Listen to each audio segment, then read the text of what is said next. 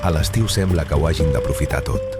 Fer plans, visitar llocs, quedar amb gent, fer fotos, respondre missatges i omplir cada dia com si fos una agenda impossible de tancar.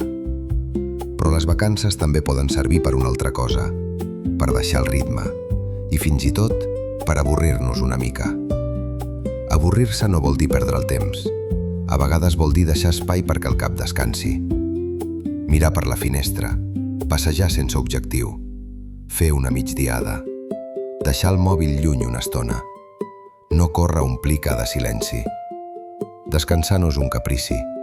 Quan dormim bé, desconnectem i reduïm estímuls, el cos i el cervell tenen temps de recuperar-se. També és important per als infants. Quan no tenen una activitat preparada a cada moment, poden imaginar, inventar jocs, buscar solucions i descobrir què els ve de gust fer. Aquest estiu, prova de no programar-ho tot. Reserva estones sense pantalla, sense pressa i sense cap pla especial.